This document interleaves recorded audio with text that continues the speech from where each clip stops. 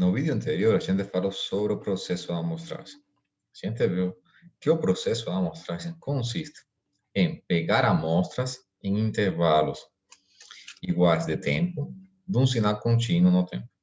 Como resultado desse processo da amostragem, o espectro do sinal amostrado vai estar formado por réplicas, infinitas réplicas, do espectro do sinal original. No vídeo de hoje, a gente vai falar do processo inverso. Ou seja, será que é possível que eu possa, a partir das amostras do sinal, obter o sinal original? Ou seja, posso montar, ou seja, posso recriar o sinal original a partir dessas amostras? Bom, aqui tem um primeiro problema. Por quê? Porque somente eu conheço o que acontece no instante das amostras. O que acontece entre esses dois pontos, entre esses dois instantes das amostras, eu não sei exatamente qual é a forma do sinal nesse ponto. Então, nesse caso, devem existir algumas restrições para eu poder fazer a reconstrução do sinal. Então, primeira coisa, para eu poder fazer a reconstrução do sinal, não pode existir hélice, ou seja, não pode existir a sobreposição das amostras no espectro do sinal. Porque lembrem que quando acontece a sobreposição, eu já tenho um espectro deformado. Então, se perde aquela correspondência bionívoca que existia entre o sinal do domínio do tempo e o sinal do domínio da frequência. Então, a condição mais importante é que não pode existir hélice no espectro sinal mostrado. Então, essa é uma restrição super importante. Essa restrição ela foi originalmente formulada no teorema da amostragem que foi enunciado por Shannon. Isso aqui é a primeira formulação do teorema da amostragem, que é a versão do próprio Shannon. Né? E então aqui ele vai introduzir vários conceitos importantes. O primeiro é que o sinal tem que ser limitado em banda. O que significa que o sinal seja limitado em banda? Bom, significa que o espectro do sinal tem um valor máximo a partir do qual ele sempre vai valer zero. Essa é a primeira condição, o sinal tem que ser limitado em banda. Uma outra condição que ele fala aqui, que o intervalo de tempo tem que ser dividido em partes iguais, ou seja, o período da amostragem, o intervalo da amostragem tem que ser constante. Uma outra condição é que o intervalo da amostragem tem que ser menor do que o meio da frequência máxima do sinal. A gente vai ver isso agora em detalhe. E eu preciso também conhecer a amplitude instantânea das amostras. Ou seja, preciso ter conhecimento das amostras que foram tomadas. Se eu tenho todas essas características são cumpridas de acordo com o teorema de Shannon, eu conseguiria, teoricamente, reproduzir, reconstruir o sinal exatamente igual como exatitude, exatamente igual ao sinal original. Então, passo por passo. Primeira coisa do que fala o teorema. O primeiro ponto é o seguinte: a gente precisa que o sinal seja de faixa limitada. Como eu falei anteriormente, o sinal de faixa limitada é aquele onde o espectro vai ser igual a zero para todo ômega maior que um ômega máximo. Ou seja, existe um valor máximo do espectro a partir do qual o espectro se anula. O segundo passo, o segundo ponto do teorema, é que a frequência da amostragem tem que ser maior que 2 vezes a frequência máxima do sinal. Essa frequência máxima, qual é que é? Essa frequência máxima é essa que aparece aqui. É a frequência a partir da qual o espectro sempre vale zero. Logicamente, se o sinal não for limitado, essa frequência máxima vai ser infinita. Então, a gente não pode fazer a reconstrução ideal do sinal original. E a terceira condição é que a frequência mínima da amostragem, 2 vezes ômega m, bom, essa frequência aqui é chamada de taxa da amostragem de Nyquist. Então, basicamente, duas condições são essas aqui. que tem que ser, o sinal tem que ser limitado em banda e que a frequência da amostragem tem que ser maior que 2 vezes a frequência máxima do sinal. O teorema também tem outros nomes, porque ele foi enunciado por várias pessoas. Então, de repente, você vê uma literatura, teorema da amostragem atribuído a Shannon, você vai ver também o teorema da amostragem atribuído a Nyquist, Kotelnikov, Whittaker, etc. Mas é basicamente o mesmo. Então, vamos colocar as ideias num exemplo. Por exemplo, suponha que você tem um sinal seno de 10 πt sobre πt. Aqui é o sinal sinc. Então, você determina, similar ao sinal sinc. Então, você precisa determinar as condições no intervalo da amostragem de forma tal que o x de t seja representado de maneira única por uma sequência de tempo discreto. Correto? Que seja representado de maneira única significa que eu possa reconstruir o sinal original a partir de suas amostras. Então, primeiramente, eu vou fazer o quê? Eu vou determinar qual é o espectro do sinal original. Hein? O espectro do sinal original. Esse aqui, seno de 10π sobre t sobre πt, isso aqui parece com a função sinc. O que estaria faltando aqui? Igualar o argumento do seno com o denominador da fração. Então, vamos fazer o seguinte, vamos multiplicar em cima e embaixo por 10. Fazendo essa multiplicação em cima e embaixo por 10, aqui daria 10 vezes a função sinc. E a função sinc é uma função que está tabelada. O espectro associado à função sinc é a função retangular. Né? Então, a gente tem aqui 10 vezes a função sinc, e o espectro vai ser 10 vezes um retângulo de amplitude unitária. Qual é a largura desse retângulo? A largura do retângulo vai ser 10π, que é o argumento do seno. Então, a gente tem que o espectro da função sinc vai ser 10 vezes π. Certo? Ela vai valer 10, num intervalo que vai de menos 10π até 10π, e fora desse intervalo, a função, o espectro vale 0. De forma tal que a gente tem aqui a primeira conclusão. O primeiro ponto, o teorema é cumprido. A função sinc é uma função que é limitada em banda, ou de banda limitada. A frequência máxima dela vai ser exatamente 10π, certo? Então, a gente precisa determinar agora o quê? A frequência da amostragem. De acordo com o teorema de Shannon, essa frequência da amostragem tem que ser maior que 2 vezes a frequência máxima do sinal. Nesse caso, 10π. Bom, colocando aqui os números, hein, e resolvendo para o intervalo da amostragem, dá que o intervalo da amostragem tem que ser menor que 1/10. Ou seja, eu preciso fazer a amostragem do sinal com um intervalo de amostragem menor que 0,1.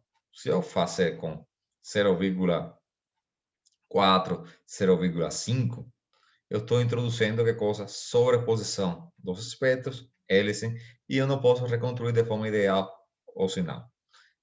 Então, preciso fazer um processo de amostragem com um tal menor que 0,1.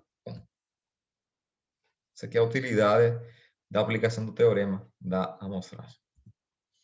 Então, vamos supor que eu já estou respeitando o teorema da amostragem, eu fiz o sinal limitado em banda e eu fiz uma amostragem utilizando uma frequência de amostragem correta, de forma tal que as réplicas do espectro do sinal amostrado, elas não vão se sobrepor. Então, você vê aqui nesse exemplo aqui, eu tenho o espectro do sinal original e aqui o espectro do sinal amostrado. Notem que o espectro do sinal amostrado está formado pelas réplicas do espectro do sinal original multiplicadas por 1 sobre tal, que é esse valor que aparece aqui. Então, eu preciso agora fazer a reconstrução ideal, a reconstrução do sinal. O que eu poderia fazer? Bom, se você olha esses dois gráficos aqui, bem, esse com esse aqui, para reconstruir o sinal, eu precisaria eliminar que coisa? As réplicas. Bem? Se eu consigo eliminar essas réplicas e deixar somente essa Tá? O espectro centrado em zero, eliminando as demais réplicas e multiplicando por tal, daria que o espectro do sinal mostrado seria igual ao espectro do sinal original. E aplicando então a transformada inversa de Fourier, eu poderia obter o sinal original com exatitude,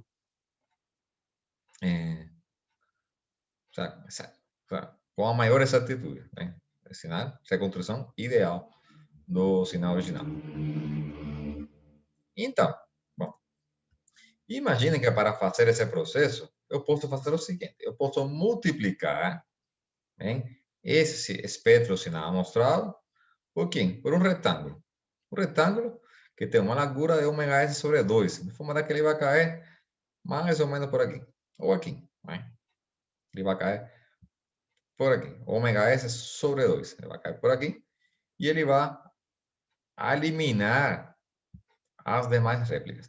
Tudo que aparecer aqui com uma frequência maior que ômega s sobre 2 vai ser eliminado, vai ser multiplicado por zero. Tudo que estiver entre menos ômega s sobre 2 até ômega s sobre 2 vai ser multiplicado por tal.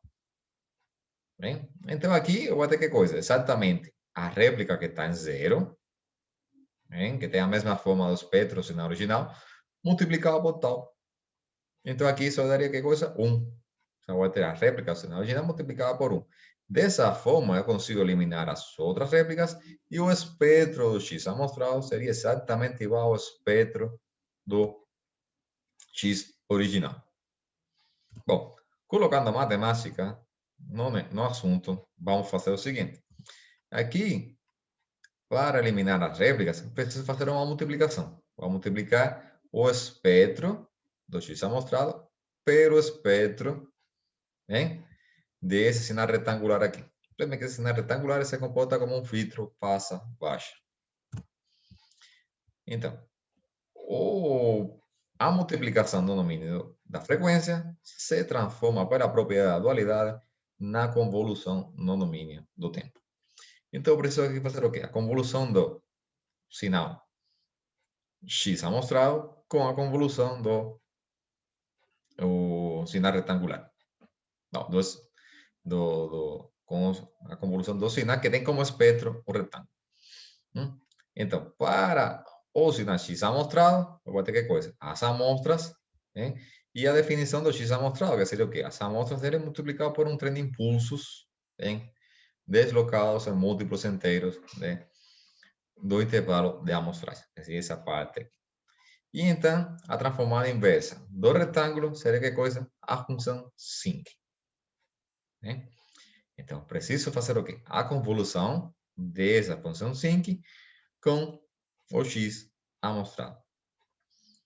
Seria essa operação que aparece aqui embaixo. Né? Então, vou fazer como a convolução a propriedade cumpre com a propriedade distributiva. Eu vou fazer o seguinte: vou fazer a convolução do sinal sinc, do domínio do tempo, né? Com quem? Com o trem de impulso. Então, a convolução do sinc com o trem de impulso vai dar que coisa? Vai dar a própria função sinc centrada deslocada nos impulsos. Né? HR em T menos N tal. Seria basicamente essa expressão aqui. Então, você vê que o resultado vai ser meu x, essa aqui vai ser o resultado da reconstrução do sinal, o x de t vai ser igual a quem? A um somatório de infinitas, né? De infinitas amostras, que seria esse x de n aqui, vezes a função sinc, vezes a função sinc, deslocadas no tempo. E você vê que esse somatório vai de menos infinito até infinito. O que acontece aqui?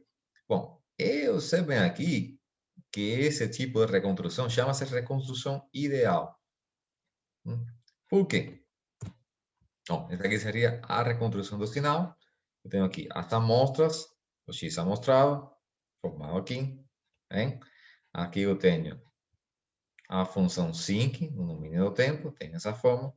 E eu processo a convolução dessa função com essa aqui, que é o x amostrado, daria basicamente esse aqui, somatório de funções simples, deslocadas, cada uma com amplitude equivalente ao valor da amostra em T. O que vai acontecer? Bom, a reconstrução chama-se ideal, porque se você observa aqui, nessa expressão que aparece aqui embaixo, você vai ter que coisa? Você vai ter que, para um x de t, ou seja, para um intervalo de tempo t, um instante de tempo t, o resultado nesse intervalo de tempo t vai depender de quem? Vai depender de infinitas amostras, hein? De infinitas amostras em intervalos de tempo que vão desde menos infinito até mais infinito. Isso equivale a que você vai precisar do conhecimento de instantes futuros de tempo. Hein? Que quando aqui o n vai pegar todos os valores, hein, de menos infinito até infinito. Então, por exemplo, quando n for negativo e t, por exemplo, for igual a 4, e n, por exemplo, for igual a menos 2, aqui você vai precisar do que acontece em tempo igual a 4 menos 2, em tempo igual a t igual a 6. O sea, você vai precisar de saber o conhecimento desse sinal aqui em tempo futuro. Isso significa que essa expressão aqui, esse filtro aqui, esse processo de reconstrução ideal, ele seria não causal. Por quê? Porque a saída do sistema, que seria o sinal reconstruído, vai depender do valor de instantes futuros de tempo. Certo? Então, além de que você vai precisar de conhecimento de infinitos valores por causa do somatório, você vai precisar de que esses valores sejam em instantes futuros. O que acontece, então, que o processo não seria causal e não poderia ser implementado em um sistema físico real. Portanto, esse processo de reconstrução chama-se ideal e não pode ser implementado fisicamente. Qual seria a implementação prática do processo de reconstrução dos sinais? Bom, o processo de reconstrução prática chama-se retentor de ordem zero. Que consiste o retentor de ordem zero? Imagine que eu tenho aqui o sinal formado pelas suas amostras. E eu preciso reconstruir esse sinal. Eu vou passar esse sinal, que está formado por amostras, né, através do retentor de ordem zero, eu vou ter como resultado essa figura aqui. Certo? Então, sabem que o retentor de ordem zero basicamente vai pegar o valor da amostra e vai manter constante no intervalo de tempo. Na hora que eu faço isso, é como se eu estivesse fazendo o quê? Estivesse multiplicando, hein? Multiplicando retângulos deslocados no tempo pelo valor das amostras. Basicamente isso aqui. Vou pegar retângulos deslocados no tempo com amplitude igual ao valor das amostras. Então, meu sinal, ou seja, a reconstrução que eu estou fazendo do sinal, vai estar formado por quê? Por infinitas, hein? Um somatório de infinitos retângulos, cada um deslocados em intervalos de tempo, hein?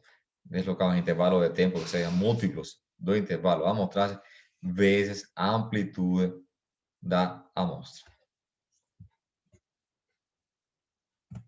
Certo? Então, vamos ao que acontece. Vamos ao que acontece aí, matematicamente. Bom, um retângulo, o retângulo é definido por essa expressão aqui. Ele vale 1, um intervalo que vai de 0 até tal, e ele vale 0 fora desse intervalo. Como o valor das amostras é igual ao valor do x amostrado para valores diferentes de 0, então eu tenho que o sinal reconstruído pelo retentor de 0, eu vou chamar agora de x de 0, vai ser igual ao quê? Ao somatório dos dois retângulos, certo? Deslocados em múltiplos inteiros do intervalo da amostragem. Essa multiplicação no tempo, ela vai se transformar numa convolução no domínio da frequência. né? Seria aqui. Bom, aqui ainda no mínimo tempo. Ou seja, esse retângulo, esse conjunto de retângulos, vou falar melhor. Esse conjunto de retângulos, certo? Que aparecem aqui deslocados no tempo. Eu posso falar que esse conjunto de retângulos é igual a quem? A convolução de um retângulo vezes um trem de impulso. Então, esse foi o que eu fiz aqui. Isso aqui vai ser igual a quem? H de zero, ou seja, um retângulo em zero, vezes um trem de impulso. Então, você vê que o que apareceu aqui, essa expressão aqui, é o próprio x amostrado. Então, na verdade, esse processo aqui consiste em fazer o quê? A convolução entre um retângulo em zero com o próprio x amostrado.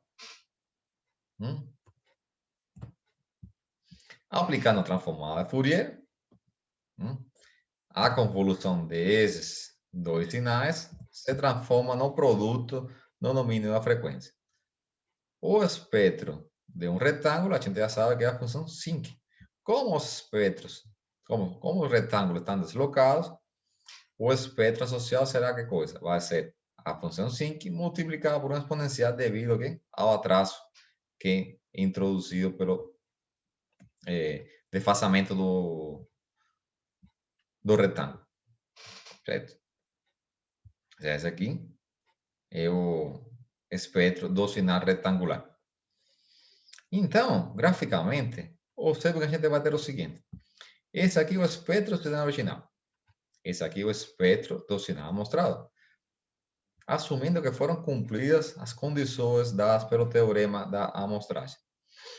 Então, aqui, esse aqui vai ser o espectro do retângulo, que basicamente vai ser esse aqui. Vai ser a função sinc é módulo a função sinc. É isso aqui. Módulo a função sinc. A largura do lóbulo principal vai ser ômega-s. Certo? E observem que ele vai introduzir também aqui uma defasagem. Uma defasagem aqui, dada por quem? Pela face do espectro. A defasagem está dada aqui. Então, né?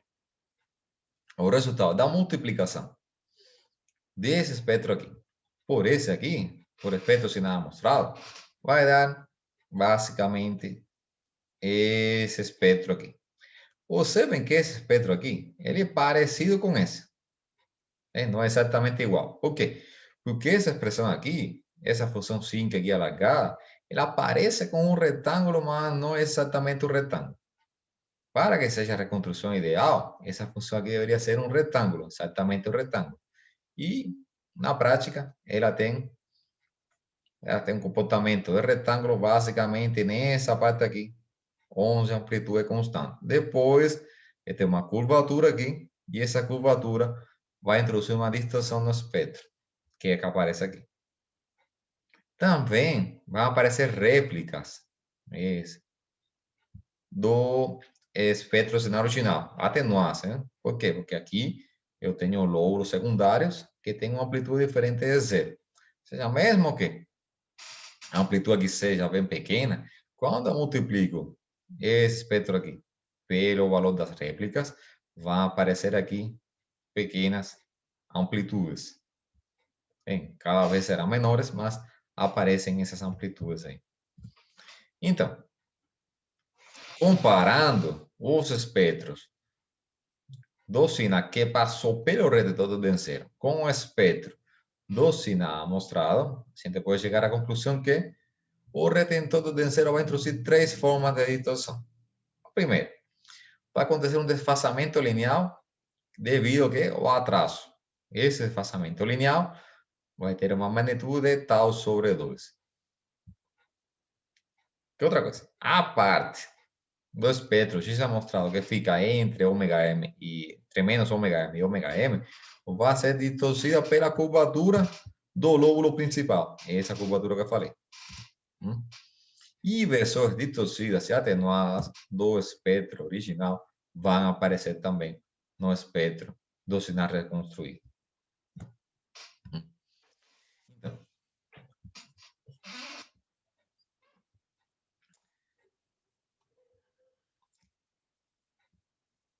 que acontece? Bom, quando o valor é retido durante tal segundos, a gente introduz o quê? Aquele deslocamento de t sobre 2 de tal sobre 2 na fase. O que significa isso? Que o sinal, quando passa pelo redetor de zero, ele vai sair defasado, ou seja, ele vai demorar um tempo em ser processado e vai existir um atraso entre o sinal original e o sinal reconstruído.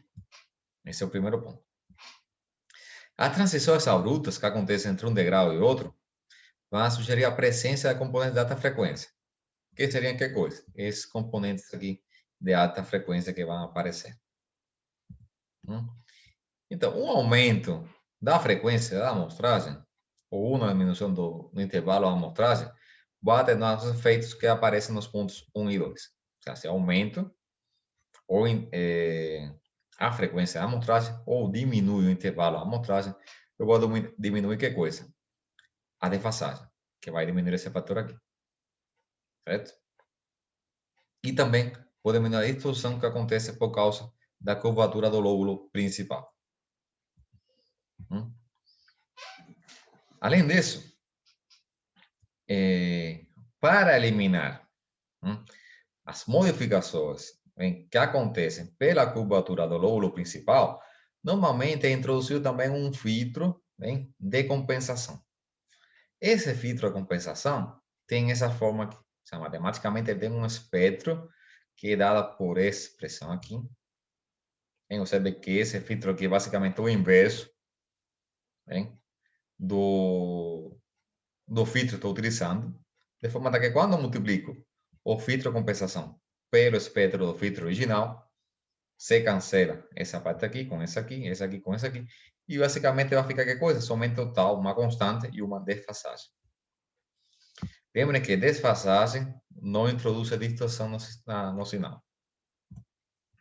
Então, o filtro de compensação, que também chama-se de filtro anti-imagem, ele tem essa forma.